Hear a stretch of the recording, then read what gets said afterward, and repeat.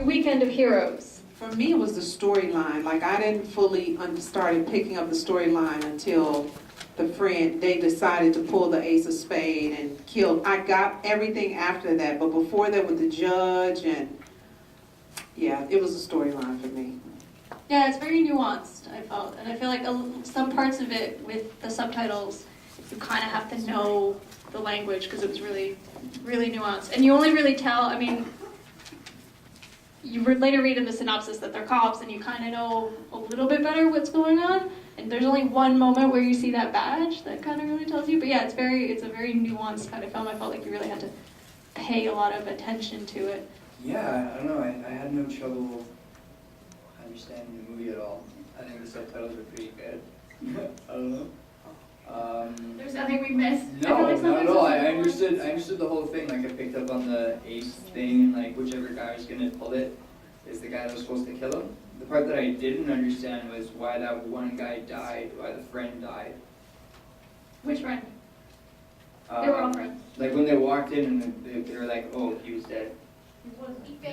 He faked it, yeah. Oh, Yeah, that he was the faked it same so he guy? could catch them. Okay, Yeah. okay. Yeah, that was the whole thing. So he was like, Like a different guy. yeah. I don't know, I felt like he was the one, because he's the one who plants the seed of doubt amongst his friends. Like, oh, someone's corrupt. And then he's the one who does all that weird, like, oh, I'm dead. Oh, not really. Ha ha ha. So, yeah, it was totally like his own kind of scheme. Yeah. I thought it was also very Italian. He dies. Yeah, a movie about corrupt cops, just playing poker, smoking, yeah, very, very. What I thought happened was they all did a dirty job, and the guy who pretended to be dead wanted all the money, so he planted the seed of doubt, like you said, so that since no one knew who had the ace and he had the ace, they all suspected each other, they all shot each other, assuming everyone would be dead. He wakes up, and then he gets to keep everything. Right. But he didn't notice the one guy on the floor, which is a shame, so now they're all dead, actually. No, he lived. Yeah. It's a shame that the double crosser was. Yeah. It always sucks when bad guys don't get to win, right? Yeah, I just have a question. Do we know for sure that all of them were cops? Because, I thought there was only one corrupt cop. That's true. I think they mentioned, yeah, because they mentioned some guy in the office and some guy, whatever. So they do mention different, it could have been different levels of law enforcement. It does say in the synopsis cops, which kind of gives it away, but I guess you don't really know if you're watching the film. They could have been different.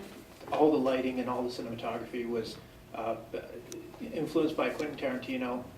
All the lighting was ripping off Tarantino, but they weren't using the right equipment to get the dynamic range out of it, so everything was overblown.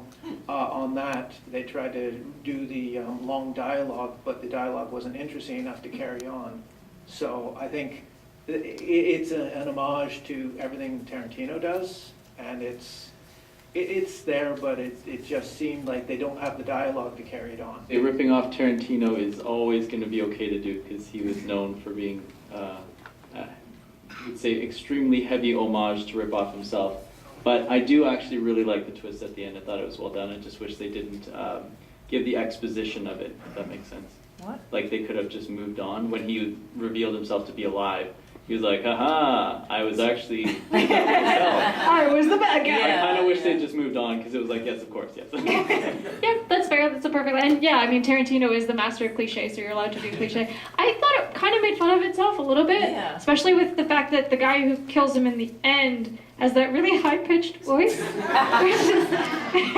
I don't know if it was intentional, but I think it did come off as a little bit like, ah, pow! And I did hear quite a few of your laugh as well at the end, so I do feel like that might have been a common theme. So I do think, to agree with you, I don't think, even though everybody was being nice, I don't think everybody absolutely loved this film entirely. But I thought it was a good quality film, especially for a short film. They usually have low budgets.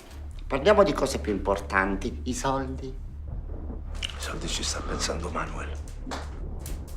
Well, I'm going to be contrarian and say that I liked it for all the reasons that you didn't like it. I liked it because, well, I avoid Quentin Tarantino movies because I'm not as jaded because I'm squeamish.